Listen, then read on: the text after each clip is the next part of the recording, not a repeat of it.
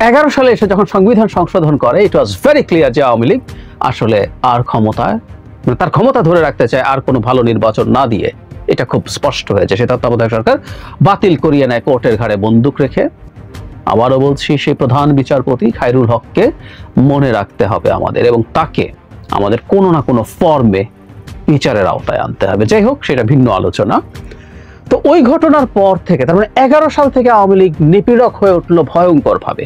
এর আগেও ছিল, কিন্তু কম ছিল তুলনামূলক ভাবে। তাহলে 11 থেকে 24 পর্যন্ত 13 বছরের একটা সময়কাল। ধরে নিলাম বিএনপি নেই, কি হতো আওয়ামী লীগের?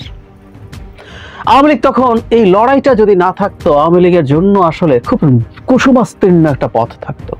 সে তার মতো যে কোনো কিছু করার চেষ্টা করতো, করে যেত।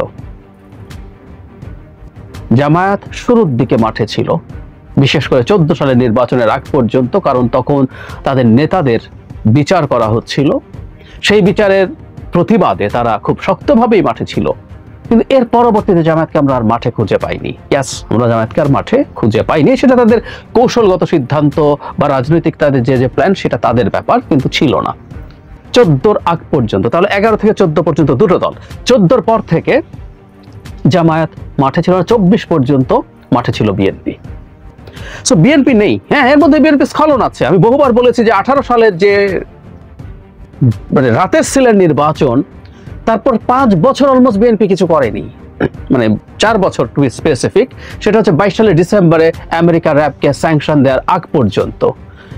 এই রাতে সিল মারার পর একটা হরতালও, একটা বড় মিছিল বিএনপি অর্গানাইজ করেনি, এটা সত্য। কিন্তু তারপরে 10 বছর বিএনপি ছিল, কিন্তু আমরা ধরে নিলাম বিএনপি ইনঅ্যাক্টিভ ছিল। তাতে কি হতো? আমাদের তার মতো করে কোনো সমস্যা তার হতো না, সে নির্বিঘ্নে চালিয়ে যেত। এবং বাংলাদেশ আরো অনেকগুলো স্বৈরতান্ত্রিক আমাদের এশিয়াতেই আছে, কঠোর নর্থ কোরিয়া আছে, আর একটু সফটার কম্বোডিয়া আছে, সেভাবে নিরুপদ্রব ভাবে চালাতে পারত। কিন্তু না, বিএনপি থাকায় বিরাট সংকট তৈরি হলো। এই যে আজকে আওয়ামী লীগ একটা অত্যাচারী, ভয়ঙ্কর অত্যাচারী, নিপীড়ক, জালেম একটা দল এবং সংগঠন, এই যে ইমেজটা আমাদের সামনে তৈরি হয়েছে, আমাদের এই ইমেজটা আসলে তৈরি হয়েছে বিএনপি মাঠে থাকার কারণে। এবং বিএনপির ওপরে জুলুম করে করে, অত্যাচার করে করে সে আসলে অত্যাচারী হয়ে উঠেছে। আমরা অনেকে বিএনপি করি না, সমাজের সব মানুষ বিএনপি করে না, করার কথাও না, কারণও নেই।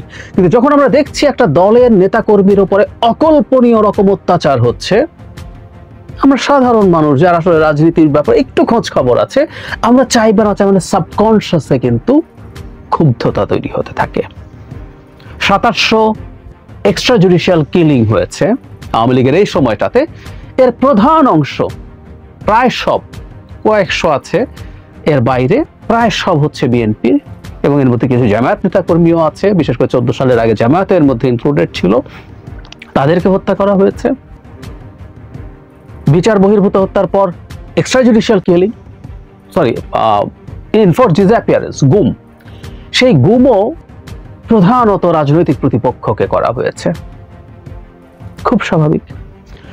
কাস্টোডিয়াল টর্চার, কি পরিমাণ অত্যাচার, নির্যাতন বিএনপির মানুষজনকে যখনই গ্রেফতার করা হয়েছে তখনই এই তথ্য প্রচুর আমরা পাবো। নখ তুলে ফেলা, পেটানো, কি করা হয়নি, ইলেকট্রিক শক দেয়া, বিভিন্ন রকম টর্চার করা হয়েছে। আর একটা নতুন টার্ম আমরা বিগত সরকারের সময় শিখেছি শুধু বিএনপিকে অত্যাচার করার জন্য, সেটা হচ্ছে, আমাদের নিশ্চয়ই মনে আছে, গায়েবী মামলা। আপনি এমন মামলা করছেন, আগে যেটা হতো একটা ঘটনা ঘটলো, সেই ঘটনার পরিপ্রেক্ষিতে ওকে তাকে নানান নাম দিয়ে, এমনকি দূরে থাকা মানুষ, টপ লেভেলের মানুষকে হুকুমের আসামি টাসামি বলে বলতেন। গায়েবী মামলা বলে এক বস্তু তৈরি করা হলো, যে বস্তুতে কোনোদিনও ঘটে নাই এমন ঘটনা। প্রথম আলো সরেজমিনে রিপোর্ট করেও দেখিয়েছিল 2018 সালের একটা নির্বাচনের আগে ভয়ঙ্কর সেপ্টেম্বর এরকম নামে 1 মাসে যতগুলো মামলা হয়েছে পুলিশের উপর হামলা টামলা, সরেজমিনে গিয়ে তারা দেখিয়েছে ওখানে কিছুই হয়নি। এই গায়েবী মামলার মাধ্যমে লক্ষ লক্ষ বিএনপি নেতাকর্মীকে মামলার জালে ফেলা হলো, জেলে নিয়ে যাওয়া হলো, তারা জেলে থাকলো, তারা বেরিয়ে আসলো, বেরিয়ে আসার পরও তাদের কষ্ট গেল না।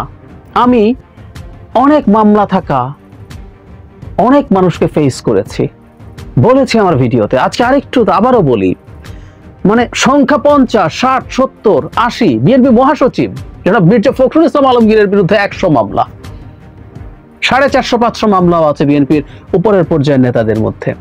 সো এই মামলাগুলো যখন একজন মধ্য সারির নিম্ন সারির নেতাকর্মীর নামে হয়, জেল থেকে বেরিয়ে আসার পরও প্রতিদিন না হলেও 3 দিন 4 দিন, কেউ কেউ প্রতিদিন যেতে হয় সপ্তাহের ওয়ার্কিং ডেতে, কোর্টে যান, কোনো না কোনো একটা কারণে তাকে কোর্টে যেতে হয়, ফতুর হয়ে যান তার উকিলের ফি দিতে দিতে।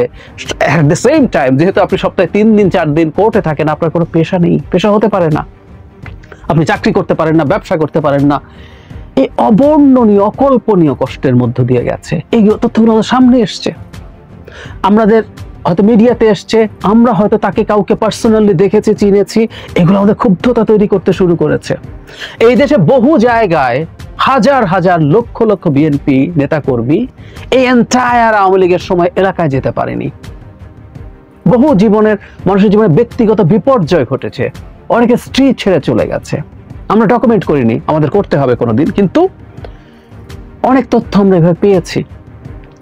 এলাকায় যেতে পারে না, সে আর কিছু পারে না, ঢাকায় রিক্সা চালাচ্ছে। আমাদের মনে থাকার কথা, যারা মির্জা ফখরুল ইসলাম আলমগীর একবার এরকম একটা অভিজ্ঞতার কথা বলতে গিয়ে কেঁদে ফেলেছিলেন। অনেকে বলছিলেন যে বিরোধী দলীয় নেতারা আরো শক্ত হওয়া উচিত, যদিও আমি মনে করি না। আমার ভালো লেগেছে ওনার কান্না। আমাদের একজন রাজনীতিবিদ কাঁদছেন তার নেতাকর্মীর কষ্ট দেখে।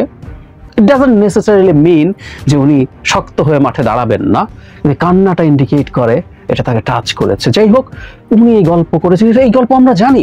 সো এটা মির্জা ফখরুল ইসলাম আলমগীর শুধু কথা বলছি না, আমাদের চারপাশে যখন এই ঘটনাগুলো ঘটে, মিডিয়ায় আসে, আমাদের চোখের সামনে ঘটে, আমরা শুনি কারো কাছে, এগুলো ক্রমাগত আমাদের মধ্যে বারুদ তৈরি করে।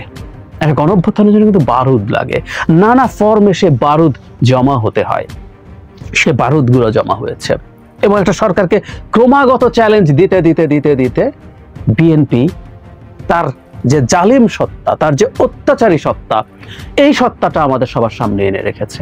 এবং ওর এই জালিম সত্তাটা সামনে আস্তে আস্তে ক্রমাগত এটা ইন্টারন্যাশনালিও ছড়িয়ে পড়তে শুরু করেছে।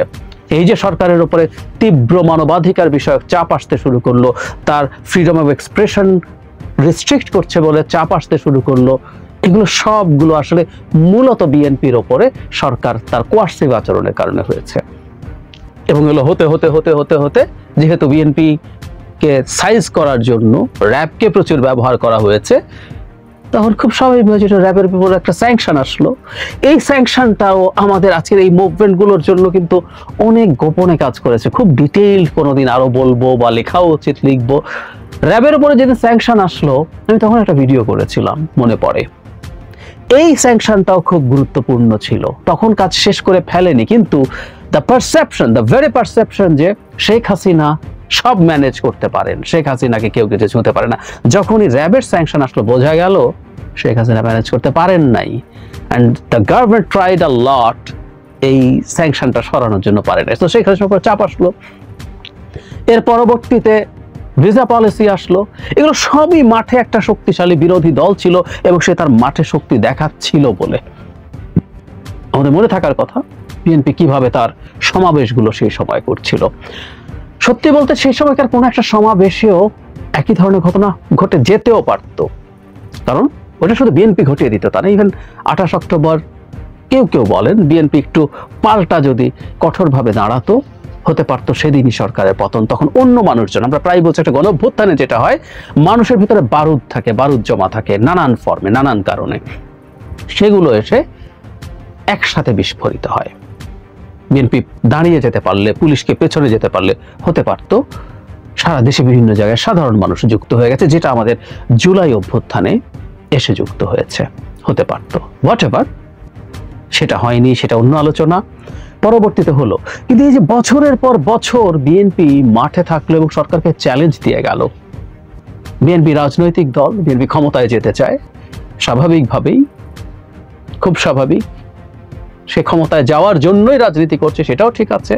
কিন্তু যে লম্বা সময় তারা কষ্ট করেছে, সাফার করেছে, অকল্পনীয় সাফার করেছে, সেই সাফারিং তাদের এই সরকারের বিরুদ্ধে থাকাটা তার আরাম করে দেয়নি। আমি খুব ব্যক্তিগতভাবে মনে করি, আমি আমার অনেকগুলো ভিডিওতে বলেছি, সরকারের শেষ চ্যালেঞ্জ হচ্ছে বিএনপিটাকে ভেঙে ফেলা না। বিএনপি ভেঙে ফেলা যায়নি আসলে, গত নির্বাচনের আগে সেই চেষ্টা হয়েছিল, কিন্তু বিএনপিকে ক্ষয় করে দেওয়া যেতে পারতো। যে টর্চারের পর টর্চার যখন করছেনই, কোনো একটা পর্যায়ে বিএনপির মানুষের তো দেশের শেষে আমরা মানুষ এবং আমাদের সহ্যেরও একটা সীমা আছে।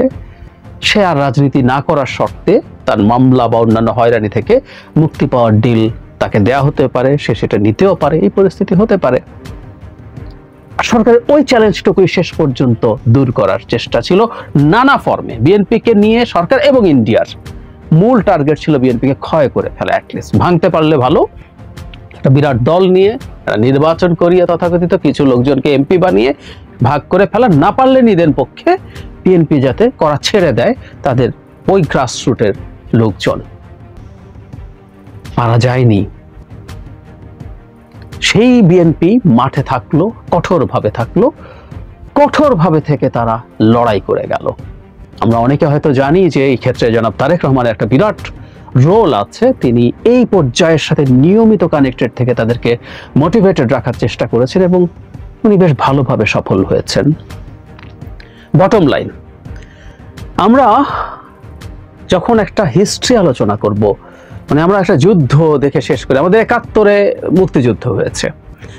71-এ মুক্তিযুদ্ধ হঠাৎ করে 9 মাসে বেঁধে যায়নি। আমরা যদি পেছনের হিস্ট্রিতে যাই, ধাপে ধাপে দেখবো আমাদের নানান রকম সংকটের কথা বলছি। আমাদের মনে থাকার কথা, শেখ মুজিবুর রহমান 7 মার্চে যখন ভাষণ দিচ্ছেন, তিনি কিন্তু শুরু করছেন আগে থেকে, মানে পেছন থেকে এই করোনায় সেই করোনায়, 54-তে ক্ষমতায় বসতে থাকতে দাও নাই, এরকম। আমরা 52 থেকে শুরু করতে পারি, 54, তারপর কি হচ্ছে সবগুলো ধাপে ধাপে যাব এবং আমাদের বঞ্চনার ইতিহাস তৈরি হয়। আস্তে আস্তে হতে কোনো একটা দিন সেটা যুদ্ধে যায়। রাজনৈতিক দলগুলো এই বঞ্চনাকে একত্রে আনে, মানুষের বারুদটাকে উস্কে দিতে চায়, বা আর কেউ যদি সে একটা এই ধরনের পরিস্থিতি করতে চায় তাহলে তাই হবে। সুতরাং আওয়ামী লীগ যে আজকে একটা বর্বর শাসকে পরিণত হয়েছে মানুষের সামনে, আওয়ামী লীগ শুধুমাত্র দুর্নীতি করছে তা না। আমরা খেয়াল করবো, আওয়ামী লীগের শব্দটা উচ্চারণ করলে আমাদের সামনে শুধু দুর্নীতি করেছে এই বিষয় না। আওয়ামী লীগের বলতে আমরা কথা দানবকে দেখি, মানে টিভিতে বা শুনতে হবে না, পাড়ায় আমরা দেখবো কতগুলো দানব। এই দানবগুলো কিন্তু তৈরি হয়েছে ছাত্রলীগ, যুবলীগ, অন্যান্য যে লীগগুলো আছে তাদেরকে দানবে পরিণত করা হয়েছে মূলত বিএনপিকে ঠেঙানোর জন্য। সো দানব চেহারা দেখে আমরা বড় হয়েছি। পুলিশকে দানবে পরিণত করা হয়েছে, র্যাবকে দানবে পরিণত করেছে বিএনপিকে ঠেঙানোর জন্য। সো আমি যখন এরপর পুলিশকে কোনো কারণে ফেস করতে গেছি, আমি ওর দানব সত্তাটা দেখে এসেছি, আমার উপরে সে দানবীয় আচরণ হয়েছে। এই প্রত্যেকটা আসলে সে এই জায়গায় গেছে এবং আওয়ামী লীগের এই সত্তাটা, এই যে একটা দানব সত্তা তৈরি হয়েছে, বিএনপির কারণে তৈরি হয়েছে। সুতরাং আওয়ামী লীগের দুর্নীতি, অপশাসন তো আছেই। আওয়ামী লীগ ভয়ঙ্কর রকম একটা বর্বর দানব, যে মানুষকে অত্যাচার, নিপীড়ন, জুলুম করে, সেই ইমেজটা আমাদেরকে দুর্নীতির চেয়ে অনেক বেশি ভয়ঙ্কর রকম ক্ষুব্ধ তৈরি করেছে, অনেক বেশি বারুদ আমাদের মধ্যে জমা করিয়েছে। এই পুরো কৃতিত্বটা বিএনপির। সো আমরা যখন সিরিয়াসলি কাজ করব, হিস্ট্রি লিখবো, ব্যাকগ্রাউন্ডে বিএনপির এই বিরাট অবদানের কথা যেন ভুলে না যাই। আমাদের মধ্যে এখন টেন্ডেন্সি হয়, যে বলে না, success has many fathers, failure is an orphan. ফেইলিয়ারের দায় কেউ নেয় না, কিন্তু সফল হলে প্রচুর পিতা তৈরি হয় তার। আমাদের চেষ্টা থাকা উচিত হবে হিস্ট্রিতে, যখন এই হিস্ট্রি লিখবো আমরা ভবিষ্যতে বা এখন থেকেই, তার জায়গাগুলো দেয়া। আর বিএনপি তো এই আন্দোলনেও সিরিয়াসলি পারফর্ম করেছে, সুতরাং এই হিস্যা তো তাকে দিতেই হবে। সাথে জামায়াতও করেছে। জামায়াতও আগে বিরোধী যখন আন্দোলন করছে, আগেও বলেছি 14 সাল পর্যন্ত অ্যাটলিস্ট জামায়াতও মাঠে অত্যন্ত টাফ ফাইট করেছে। সবকিছুই থাকতে হবে হিস্ট্রিতে।